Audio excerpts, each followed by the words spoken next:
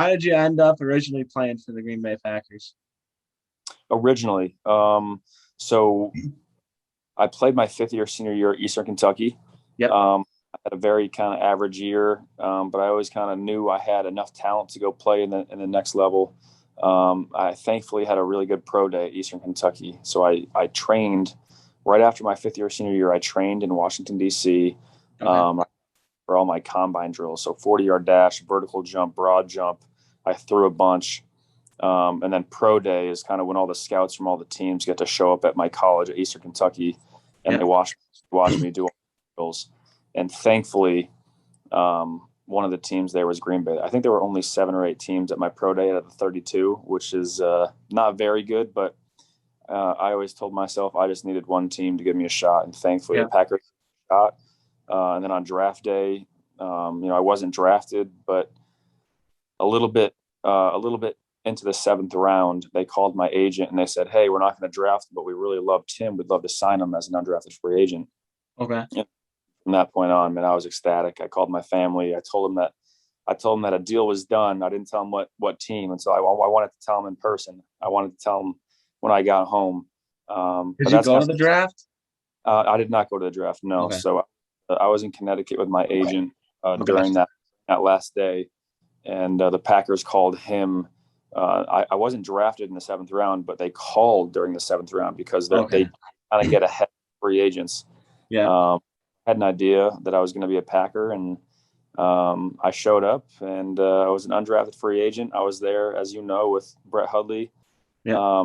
John Kaiser, and Aaron Rodgers, and I kind of came in as the four-string quarterback and had to earn my stripes, and thankfully made the best of my opportunities, and I was there for 3 amazing years. And that leads me into my next question, which is, what's the motivation you used after signing with the Packers to end up making the 53-man roster? Man, that's internal belief in myself, man. Because a lot of people were kind of counting me out because Hmm. no one, and to be honest with you, no one even still knows about me. Yeah. No one knows who Tim Boyle is, and I kind of like that. I like the fact that I have an opportunity every time I step on the field to kind of go show people who I am and kind of introduce them to Tim Boyle. Hmm. Um, but yeah, I mean, it's the NFL is interesting because it's very production based, man. It's you either show up and you play well or you don't, and if you don't, you don't have a job, and if you do, then you will have a job. So, like I said earlier, it was great timing. I had Aaron Rodgers in front of me. I learned from Brett Hundley. I learned from John Kaiser, and I told myself, I can't control the reps they give me. I can't control how much time I get to play. I can control what I can control, and I went out in preseason and played, fairly well, and it was Oh yeah. enough for the coaching staff and the front office to want to hang on to me on the 53-man roster. But I mean, motivation. Talk about motivation. I mean, being in the NFL was my dream since I was a little kid. So the fact that I had the Mhm. opportunity to, be on the Green Bay Packers, such a prestigious franchise, Yep. and got to make the team was motivation enough. But like I said earlier, I think the inside of me really wanted to prove people wrong, early on in my career that, you guys have been telling me I couldn't play in the NFL my whole life. And now here I am and I'm playing well. And I made the team my rookie year and, the next 2 years after that. So very fortunate, man. I know. I don't know if it was the 2018 preseason or 2019, but I know you had the best passer rating in the entire preseason. It was what Aaron Rodgers is normally in the regular season. I Yeah, was like, yeah, that was 2019. That was my second year. So that was when Deshaun Kaiser and myself were in a position battle. And, yeah, we had a really good training camp. We both played, really, really well in preseason. And like you said, I lit it up in those you four did. games. I threw 6 touchdown passes, no interceptions. So, as of to date, that's kind of like my claim to fame in the NFL. But, I'm hitting the point in my career right now where I kind of just, preseason games are one thing. You get to go out and have fun, but, I want to go play meaningful football and go win Oh yeah. games like you just said. Aaron Rodgers does that week in and week out and makes it look easy. That's kind of the standard that I've been around the past 3 years that I'm trying to incorporate into my game. Hmm. I remember one of those preseason games. Your stat line was like 2 for 3 or 4 for 6 with 2 touchdowns and like 70 yards, but you got those goal line opportunities and you just kept converting on them. Easy, yep. And that's the fun part is, when you have a good play caller in Matt LaFleur, he really did a great job of making sure that he was putting the ball in the quarterback's hands in critical situations, and we were throwing the ball down there, which was fun. But Yeah. those preseason games were fun because we were clicking on all cylinders, and fortunately, I was throwing touchdown passes, and it helped me in that position battle with Deshaun Kaiser. Yeah.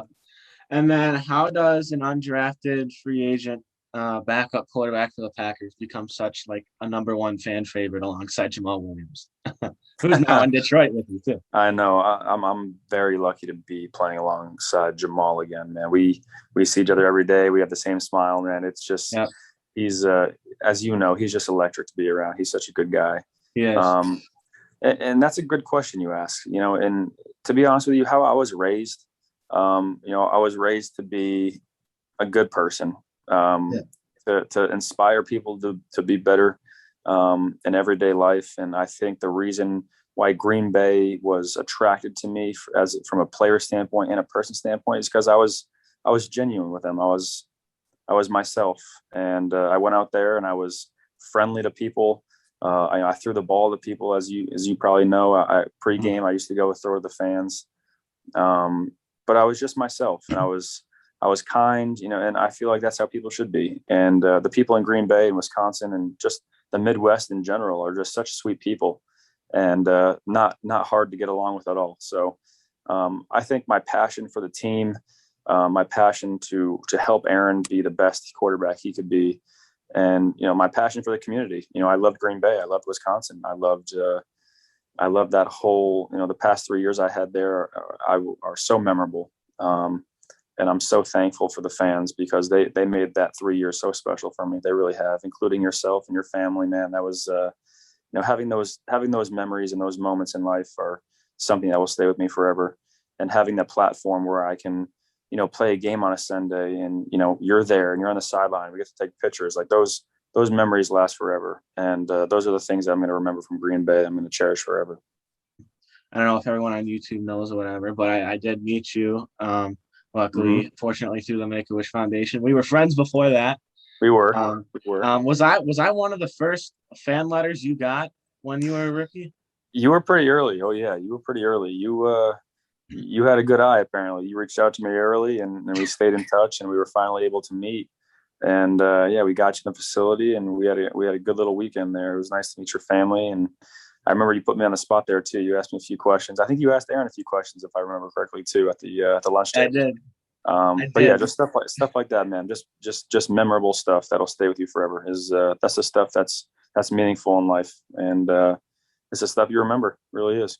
It is. I remember when after they called all the other kids up there. I didn't know that there were like other kids because normally what I just see is like on ESPN those stories, and I'm sure they handpicked those. But I didn't know that literally every week, like Make-A-Wish kids like multiple meet the NFL teams. I didn't know that. It's like a huge waiting list, and I remember they asked everyone who's their favorite player, and everyone said Aaron Rodgers, and I said, well, Aaron Rodgers, of course, but also Mason Crosby and Tim Boyle. Let's go. Then everybody got excited. That moment was cool because, and I appreciate that because you were being honest. I feel like I am one of your favorite players, or was. I don't know if I am anymore. No, I still am. All right, good. That was cool because, like you said, like we had previous kids in there, and you get the Aaron Rodgers, Devontae Adams, Mason Crosby, Aaron Rodgers, and then Liam comes up and says Tim Boyle, and it's like the random Tim Boyle fan who shows up, and everyone was super happy for me. So as cool of a weekend as that was for you, when you said that in front of the team, that was pretty special for me. So I appreciate that. Oh, that's awesome. Thank you. I'm taking it that was the first time anyone said your name there? Yeah, that was the first time and probably the last time. Yep. Yep. That's awesome. So you have one of my cards? Yeah, I got a couple. You have a couple? There's a couple out there, huh? There is. You have, I remember, you have Contenders rookie autograph, and you have I don't think you have select autos, but you got 2019 select base cards and inserts and all that out there. Really? You're gonna have like more now. I've only Just seen one before. People have only had me like ever. I've only ever really signed one card, but it's good to know there are a few out there. well, there are a couple out there. Are some of the cards you have pretty expensive? Yeah, I had a Giannis card that I sold last year for $4,000. Really? Yeah, I bought that before the playoffs. Then when the market exploded, I ended up selling it. I bought it for 2 grand, which was crazy. My mom didn't want me doing that, but I did. And luckily, I was able to sell it for 4 when they did really good. And I Good still for you. have You doubled it. I did, and I still have Wow. a $500 card of him that I'm holding just because I know he's going to be good long term. And this is one of Smart. my favorites. I bought this for I think $80, but I don't think I'm ever going to sell this. This is an Aaron Rodgers Oh yeah. card that this pylon was actually used in Super Bowl 45 that the Packers won. No way. That's a And I piece of the think, pylon? yeah, it's a piece of the pylon from the Super Bowl. That's pretty cool. And that was only $80. And I figured I'm buying that right now. Wow. Oh, here's one of yours I found. There you go. I've never seen that one before. Oh, you haven't seen this one? I have not. This was I think the first one that came out. I like Oh these yeah, because I these are the signed that one. autograph versions. I bought when they first came out, they were like No way. $20 or whatever on eBay, and I was like, you know what? I know they're gonna drop in the summer because the set just came out. And then I was buying them all day at like $7, $8, and then like randomly a couple months ago they shot up to like $50, and I was like, ah, My cards did? yeah, they did. No way. This autograph card shot up to $50. I was like, oh my god, I got it. I got a There you couple. go. That's cool. But So I funny story about those cards is so they send you a box full of little sticky. So on the bottom of that card is my autograph. They yeah. don't send me the card. They just send you it's like a clear strip. Oh, like a So sticker? I just have to sign like 3,000 of these things, like over and over and over, like my autograph over and over and over. And you send them back and they put the sticker on the card. So that's what you see. But like every player whose card is like that, they literally are just sitting at the table and putting their autograph on each one of those little clear things. It's incredible. We're having like thousands of cards or whatever that you have out there. Like your autograph is pretty good throughout them. Like some players, like there were there's some just 2 letters, and it's oh like, yeah, what the hell there is were that? some like your hand gets a little tired and you start slipping a little bit, Yeah, but you got a good one. I really, yeah. Some players there's like 2 letters or 1 letter and a dot. That's funny. I'm like, what is this? I got a little article in my local newspaper after meeting. That's pretty cool. So yeah, that What was awesome. when was that? That was what was this, like December 2019, a month after I met you guys. That's awesome. And you got then that one framed? yeah, that one's framed. And then I have the original Boyle autograph 8x10. And then for Christmas, Fun fact about that picture. Yeah. Do you know what number I'm wearing right there? That's 6. That's 6. It looks. I honestly just took a guess. It looks like you could be wearing 8 because your arm's like covered. It does look like 8, but that was my rookie mini camp, and they gave me number 6. Okay. And then when I came back for training camp as a rookie, they gave me 8. So my rookie OTAs, I was number 6. It was kind of funky. Oh wow! Me and J.K. Scott. Yeah. And then also for Christmas that year, my dad got me, because I don't think at that point you had cards. I don't know if you remember signing this or not. It's kind of weird, so you might. It's like, I don't even know what it is. It's like some org. Oh yeah. What kind of material is that? I can tell, but like it was probably hard to sign. Yeah, no. Let me pull it out. Liam, thank you for being so strong. Your story is very motivating. Always remember to do your best in anything you do. Stay in touch to Boyle. That's on the back. Love that. Love that. Signed. And we have stayed in touch. I love it. Yes, we have. It's some weird like velvet thing. What do you mean? Some cloth velvet thing. I can tell that it's cloth from my signature, because when it's hard to sign, I just do a TB. So that's a little bit different of an autograph. Yeah, it's actually, you might have not even have signed like the whole thing, because on the back it looks like it's just tape to the front. And yeah, I just thought that was cool because at that point you didn't have any cards on. I didn't have That is that. pretty cool. That was really cool. Thanks for keeping that stuff. That's cool. Oh, no problem. Yeah, that's in my as you can see, that's in my display case in the top I love that right-hand thing. corner. You have a That's really cool room, man. oh, thank you. You have a cool room. I'll show you this.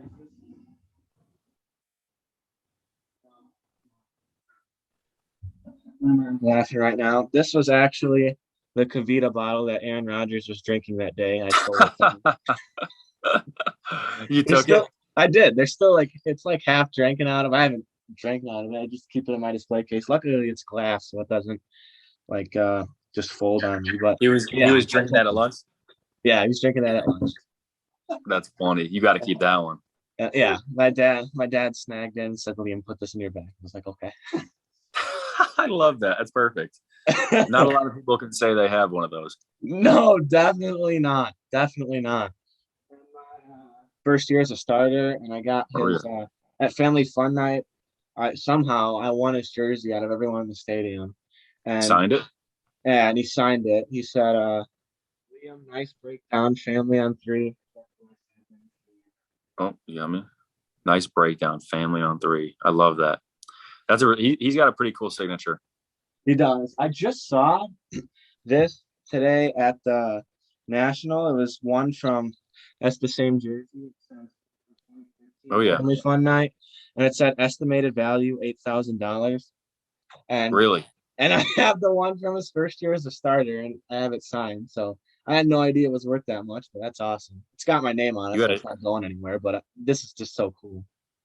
Oh, 100%, dude. The practice jerseys are sweet. They are. The red not a lot of people have the red practice jerseys. No, it was this is Reebok. Is it stitched? Yeah, it's stitched. It's stitched, and it's Reebok, and they've switched since then. And when he was signing it, he was like, "This feels real." And it's like, "This is Reebok. We haven't had this in a long time. How'd you get this?" And that's cool, man. That's a pretty cool piece. When I was like 6 years old, here's me winning it. When I was like, no way. How old were you? 2009, so I was 7 years old in that picture. When you saw Aaron, did you tell him that you won the jersey? Yeah, when I saw him, I didn't meet him when I won it. He was already in like the locker room. Like Cullen Jenkins at the time handed it to me, and yeah, when I met him, I got a picture. I got a picture of him holding this picture, and I'm right next to him. So he's holding this picture, and I'm right next to him. So that was really cool. That's awesome. That's cool, man. Thanks for showing all that to me.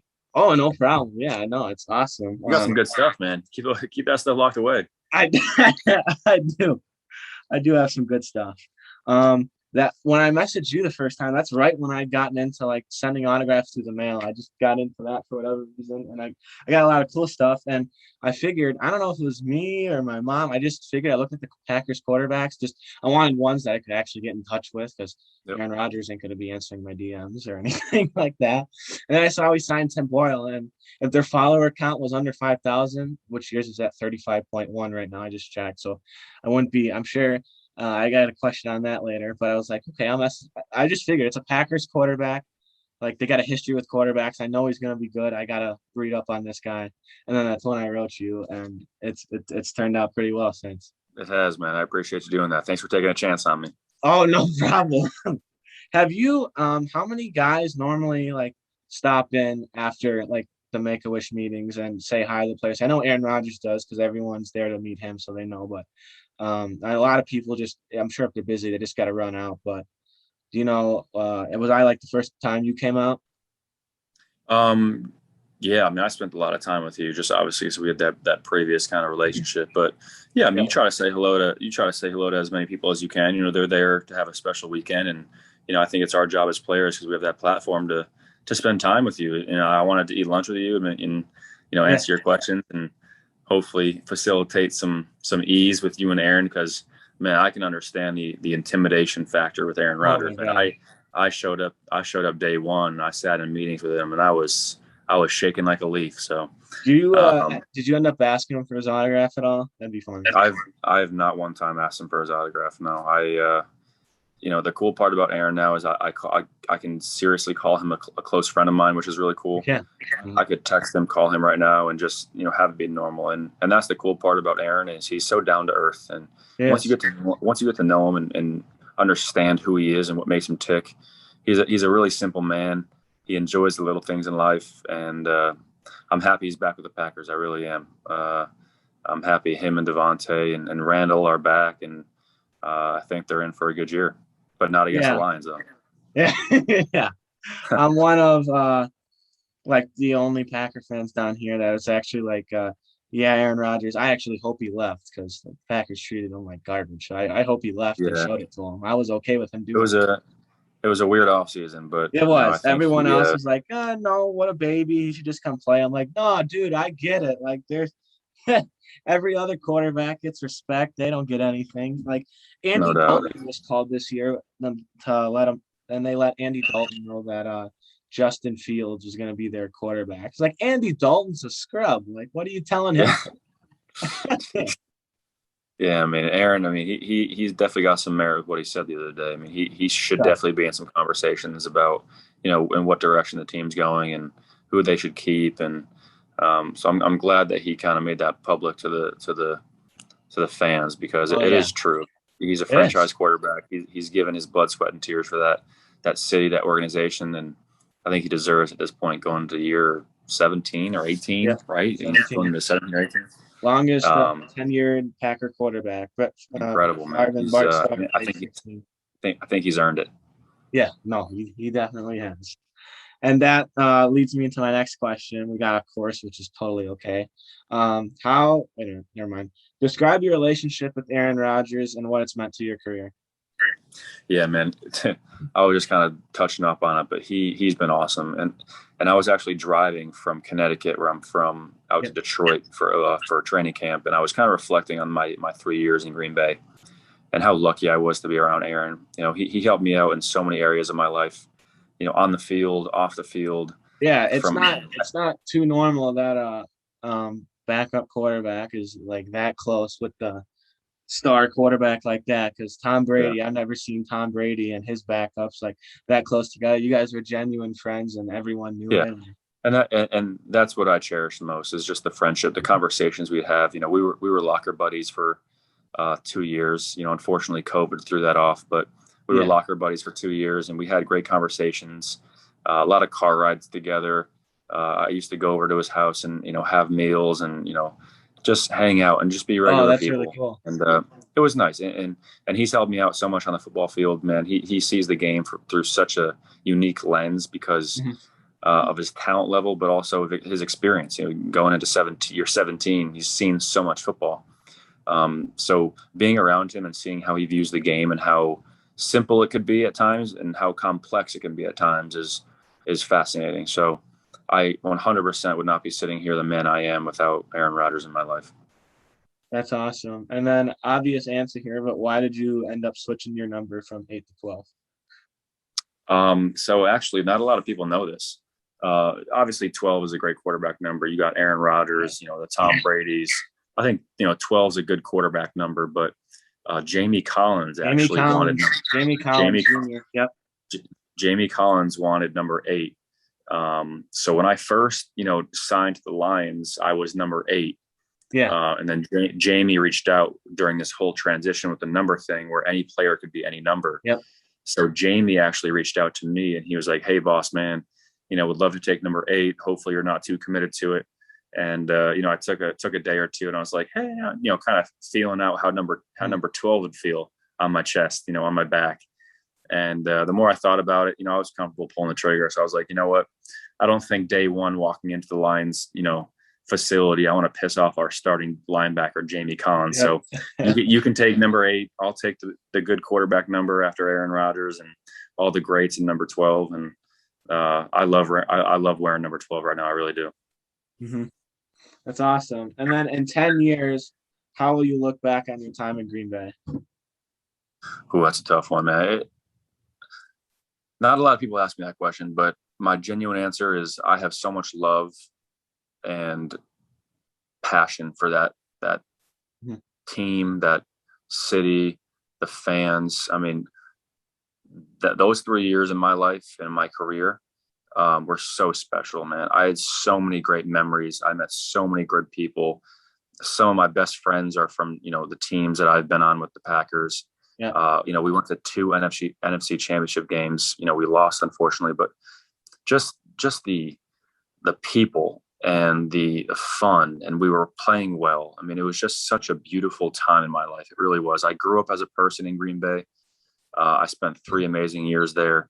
The community and the fans, were family at that point. I was super comfortable in Green Bay. That was kind of my home. That was my home base. And as you know, and everyone knows, it's a business, and it's unfortunate that I had to go because every player would love to spend their career in the same spot. But I'm excited with my new opportunity in Detroit. But reflecting on my 3 years there, and especially 10 years in the future, looking back, it's going to be nothing but love for Green Bay. I miss the fans, miss the stadium, but on to new and improved things in my future. Yeah, no, we all definitely miss you too. And then what's been the biggest change for you moving to Detroit from Green Bay? Yeah, I think the biggest thing, it's probably a two-part question.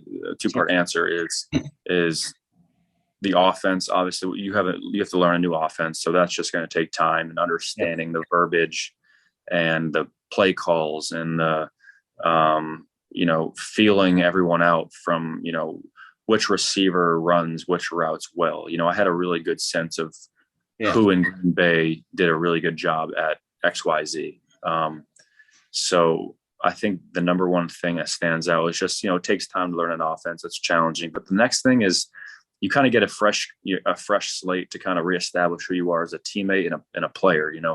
I established myself as a good backup quarterback in Green Bay, and I was trusted by Aaron and the coaches. And you come to a new team, a new organization, and you have to kind of reestablish yourself as someone who can be trusted and someone who knows what they're talking about. So it's a great challenge for me.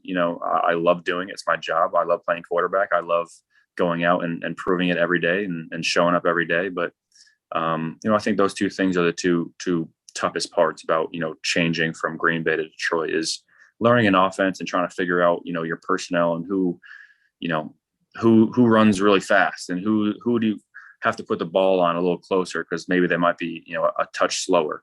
And then just kind of reestablishing yourself as a leader and who are you in the locker room, so it's kind of just you have to start from ground zero again, which is, like I said, a challenge, but a good challenge.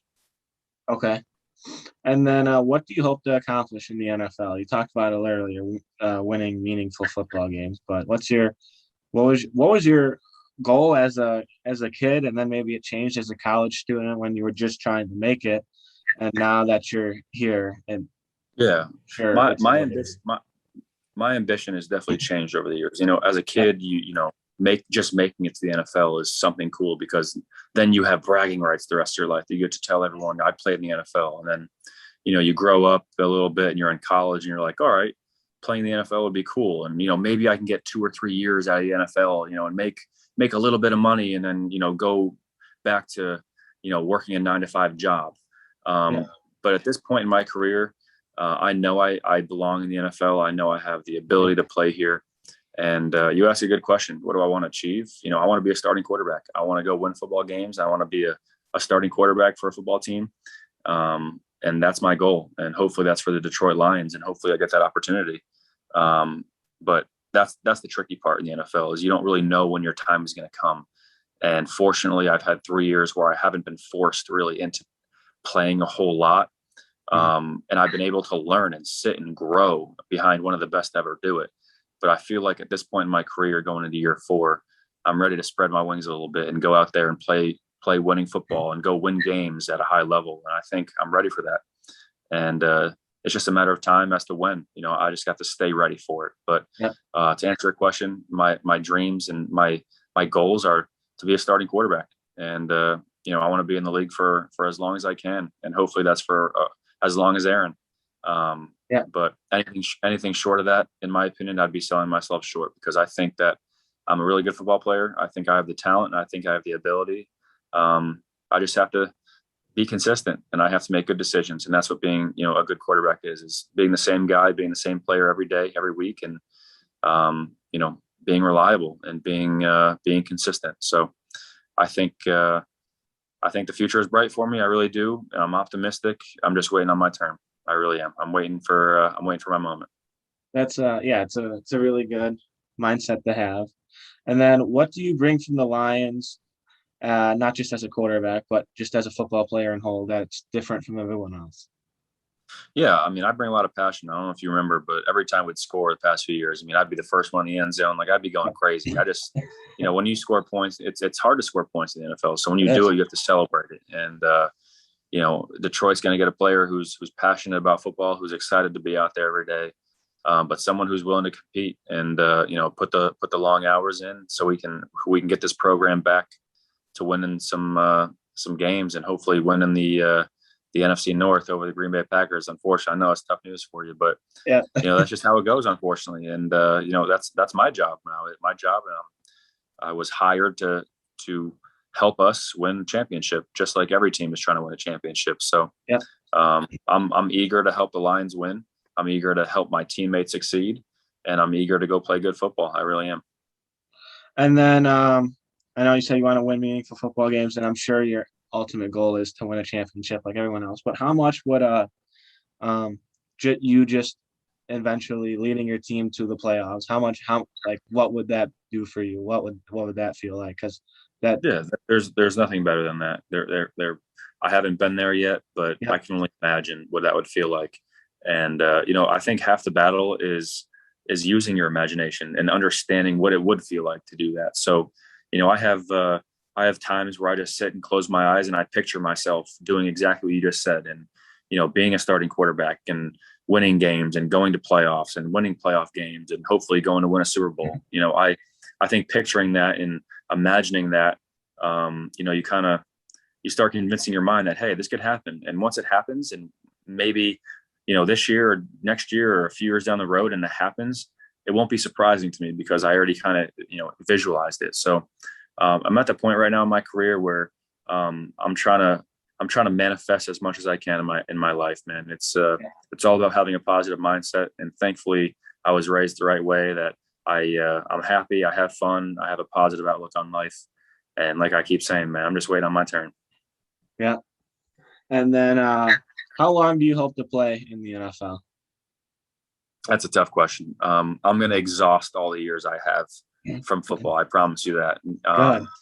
I don't see myself retiring from football. I think the last year of football for me will be when I'm told by the 32 teams that I'm not good enough to play anymore, and hopefully that's a long way away. Yes. Yeah. No, I'm sure it will be. Luckily, you got a really good stature too. Thank you. I don't know if you noticed on your card. I'm actually just putting this together now myself. On this card, the numbers up top, because it's like contenders. It has the section, the row, and the seat. The seat is 8, and the section's 234. 232. No way. And the row is 64. Let me see those numbers. 232, 6'4", number 8. That's cool. That's your bill right there. 6'4", 232. I'm actually not 232. That was when I came in as a rookie. I'm a little bit lighter than that now, but okay. I am technically 6'4", and that's cool though. I never realized that on the cards. Yeah, no, those are really good. How about this? We can split the season series this year. You guys can take one, and we'll take one. Nah, that's our starting point. Can I interest you in maybe losing 2 to the Lions? You know what? If anything, I think the Packers can afford that. So, that's okay. I will tell you what, I am very much so looking forward to week 2, going to Lambeau, going back there. Hopefully I can throw with the fans again and just being back in that stadium, because that place really is so special. Yeah, and I'm sure it's going to see my old teammates and my old coaches is going to be special as well. So I very much so am looking forward to week 2. Mm-hmm. Questions, and I just like to ask, where does my interaction with you and like stand and compare to like some of the other fan interactions that you've had? Like, what are some of the other cool ones that you've had? And where does podcast stuff, like questions?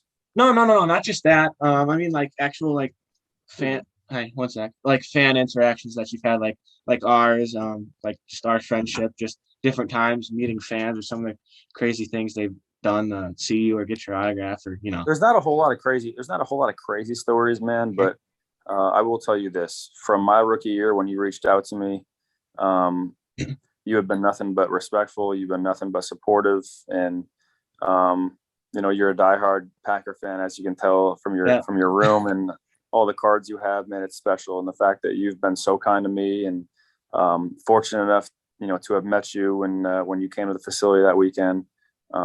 But to be honest with you, I haven't had many awesome relationships with fans like you. So I cherish our relationship, and I look forward to staying in touch with you. And I actually just realized randomly that I don't follow you on Instagram, which is a huge mistake. So I'll make sure you get that follow right after this. So that's my bad. I was like, I don't follow Liam. Wow, that's my bad. So I'll get you that follow after this. But no, you've been a class act. You have great questions. You're always prepared, and it's good to see you again. So I'd love to jump on the podcast again sometime when you're free again in the future.